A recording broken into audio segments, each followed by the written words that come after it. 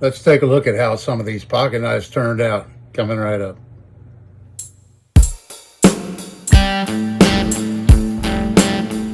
Hello everybody, and thanks for coming back for another video. This is Dave, and I'm glad you're with me today. I thought I'd give you a look at some of these pocket knives I've been working on. I got 6 of them done. I got 6 of them put back together today, and kind of do this in the order I show it, although I skipped a few knives, but I'll show them in the order I showed them in the previous video. And I'll put a little clip up here on the side of the screen of the precondition of the knife before I started working on it right here. So we're going to start off with a circa 1960 Colonial Forest Master. And this is how it turned out.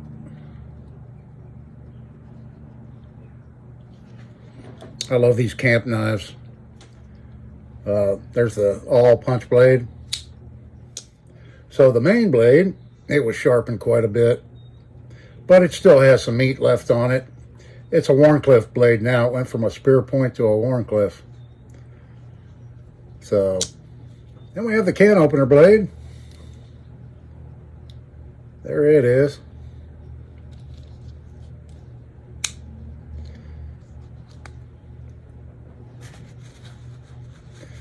And then we have the screwdriver bottle opener.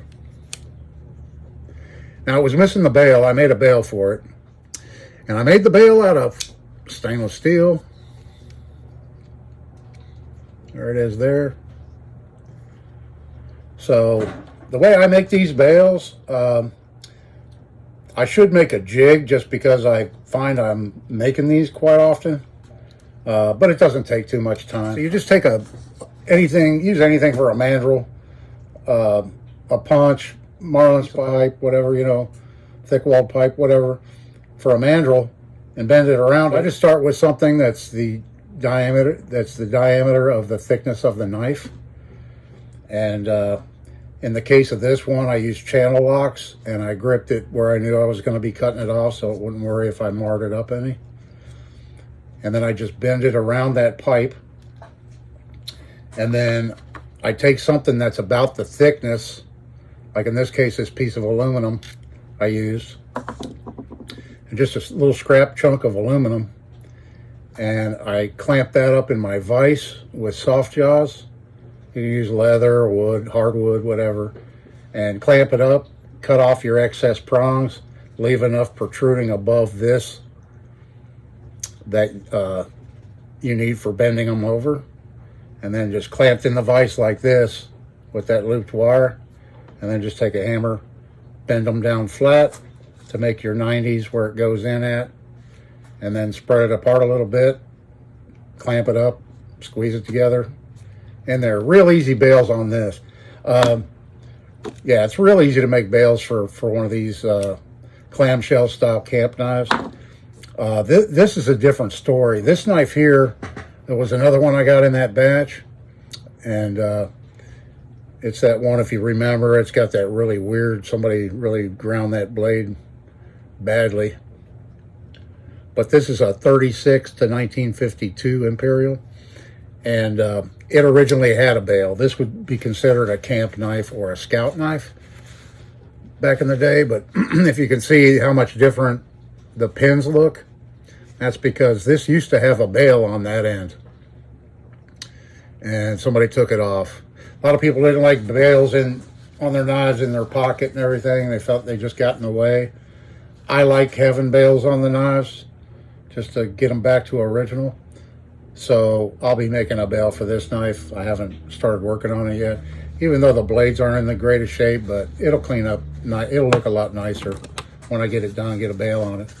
Okay, so moving along, the next knife I want to show you I got done is the 1945 to 1955 Hammer brand fish knife. And here it is. Here's what it looked like before. The clamshell scales were in bad shape, pretty rusted. They still have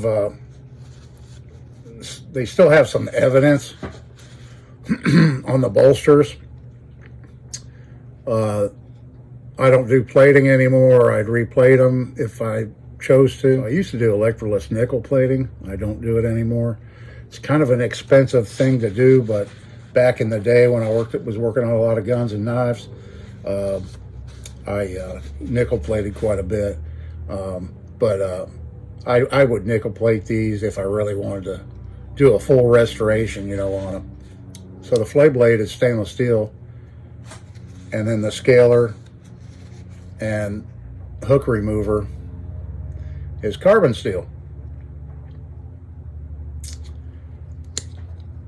And got the knife back functioning very well. Snaps really good. And for the wrap on the handles, I use this right here. And this is what this does.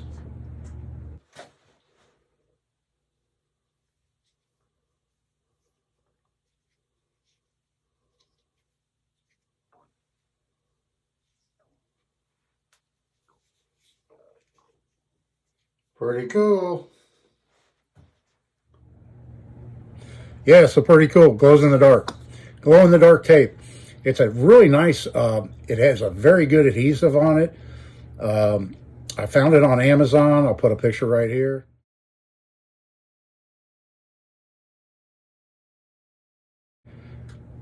And real happy with it. I'm going to find other uses for this, such as walking sticks. I can put this on my walking sticks. I think that would be a nice added feature. Some glow-in-the-dark bands on my walking sticks.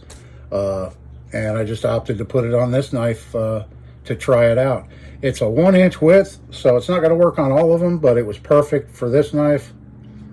It was perfect, and I used no other adhesive than what comes with this tape. It has a removable backing on it, and it adheres very, very well. I didn't have any issues. I just cleaned it up really well, stuck it, wrapped it over, trimmed it a little bit, and came out. I'm real pleased with how that one came out. Next up, we have an Imperial Stockman. This is a 56 to 88, and here's what it looked like to start. So this one had these for handle scales. And if you look on the inside, when I removed them, it's kind of a brown color, and it's white on the outside. So somebody did paint this. They used some kind of a paint on it. I guess because the plastic was starting to look bad. But now, instead of that, we have a leather-handled old Stockman. Have you ever seen a leather-handled Stockman? Well, there's one right there. I made it.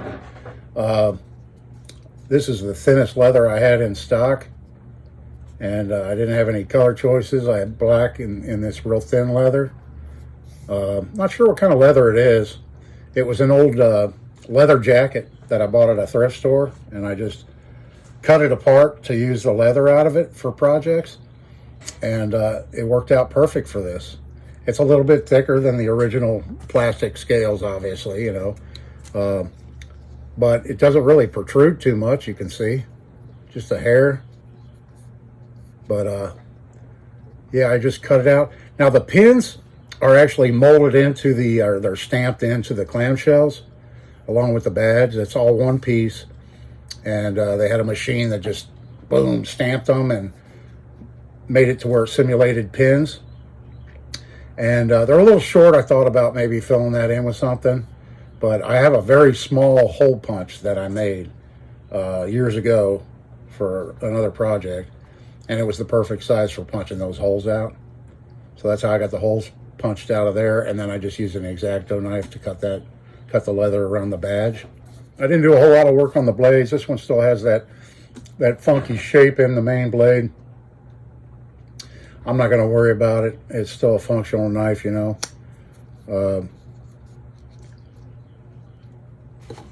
Like I said, all I did was clean them up. There's the spade blade. Cleaned them up a little bit. Got a nice little snap back in the knife. And here's the sheep's foot blade. It's got some nice natural patina on it. A little bit of mild pitting in it. But overall, there's our old leather, now leather stockman. Next up, we have another Imperial. This is a 56 to 88, but we figured it out to be a 56 to 1964, simply because this company, it was an advertising knife, and this company went out of business in 1964. So I can determine this knife to be between a 56 and a 64. And you can look at the back side. I mean, I wasn't going to put these back on. This is just nastiness. Not worth cleaning up, you know. So in this case, I used some yellow storm tape. Here it is right here. I lifted it out to show you. And it is somewhat translucent. You can actually see the writing on certain sections of it. But there's enough areas in here where you can use it for other stuff. But it's a nice heavy tape. The adhesive on it is not really that good. So in the case of this one, I actually used my contact adhesive in addition to that. And because it's translucent, I used white paper. So I just cut out some strips of white paper, put those on the tape, then did the wrap around. Well, then I did the glue on both parts, on the shell scales and on the paper and the tape inside and outside, wrapped it around. And this is a nice little knife. And I said it's a little Imperial. It's what, 60 years old now? Somewhere around there, 60, from 64. That's like 60, 61-year-old knife. At least, maybe older. The tip was fairly blunt on this, so I got a little bit of a point back in it. But it's got really nice half stop. And hear that? And then here we have the pen blade. And it's kind of some funky looking stuff in it right here that I couldn't get out. Some pretty deep. This side here is pretty deep, but still perfectly functional. There again, good half stop, good click open. Very nice little pocket knife. A lot of good action in this little knife right here. All right, and then next up, what do we have? We have another stockman next, but this time it's a Colonial. And here's the Colonial. Here's what it looked like before, and here's what it looks like now.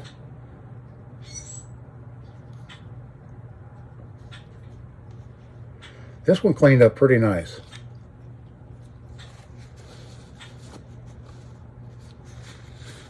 There's that blade. You can see the USA on it and the spay. The main blade, this one here is in a lot better shape than that other one.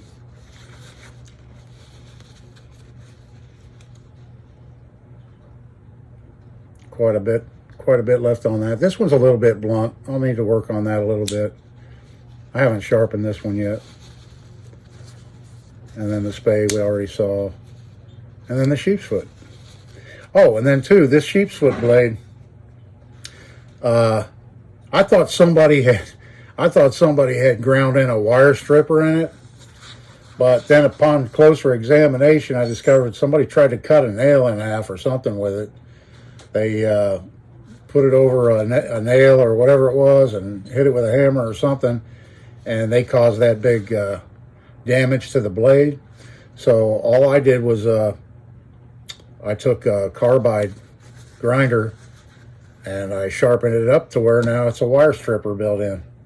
So we have a sheep's foot blade with a built-in wire stripper blade, or a line cutter, or whatever you want to use it for, you know. But other than just doing a good cleaning, this might have been the knife that when I took it apart, it looked like a baby Sasquatch had made a nest in there. I mean, it was so nasty. There was so much hair under these scales. You could stuff a pillow. I mean, it was ridiculous. I mean, I've never ever seen that much nasty hair underneath pot. How in the world that happened, I have no idea. But it was pretty gross. But yeah, I got it all cleaned up and got the well cleaned up real nice in here and stuff, and nice functional pocket knife. Again, scales are nice and tight on it. Yeah, when I put these things back together, you can see the clamshell tabs there. When I put them back together, what I do is one side at a time. I'll put a scale on. I'll leave, when I take them apart, I don't bend out both sides. In a lot of cases, you can't get both sides. Like in a situation like this right here, you can't bend that tab out. So you bend that tab out and then slide it off without bending it. And then when you put it back together, I'll slide that one side back on, and I'll clamp it up in my vise. I have big, thick, I'll show them to you. I have these big, thick, solid rubber soft jaws for my vise, and I'll clamp it in there. Sometimes with a clean rag also, I'll put in there in the soft jaws, and then I'll take something like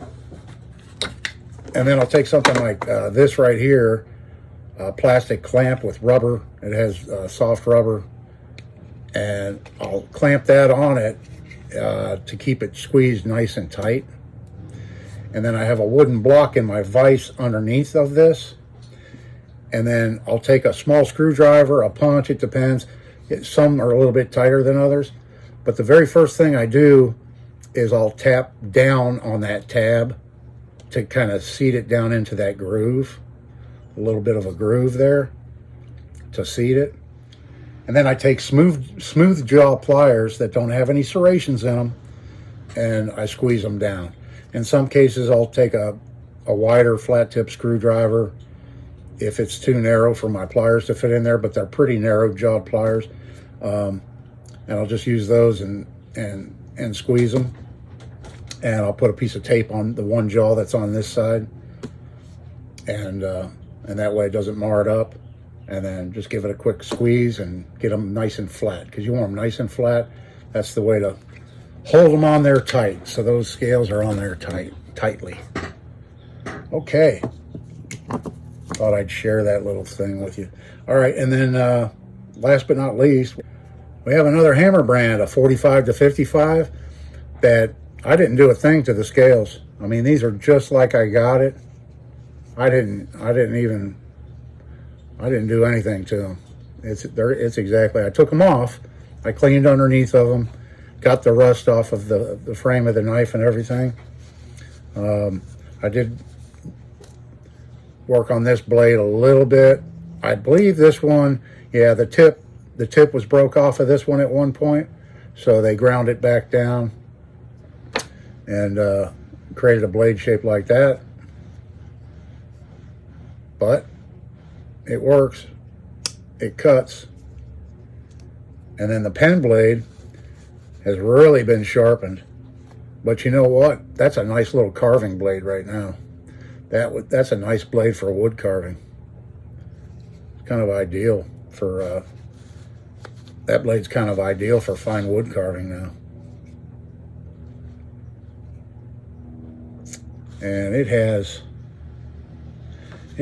and this blade has a patent number on it. Yeah, right there you can kind of see it has a patent number on it. So there's that little knife. So there's a look at the knives I've gotten done so far. I have a few more to do, and I have a few more knives I'm working on also, and I have some leather work to do coming up here in the near future. I've got to start doing some leather work. I'm getting behind on that again. I like to experiment around with different styles of leather sheaths. So I really enjoy this kind of work. I'm going to keep doing it as long as I'm able. All right, folks. Well, that's kind of a wrap on today's video. I hope you enjoyed it. Leave me a comment down there. Which one was your favorite? I'd love to hear from you. I love getting comments. And I hope everybody's having a great day. And that'll be a wrap on today's video of 6 more knives brought back to life. This is Dave. See you in the next one.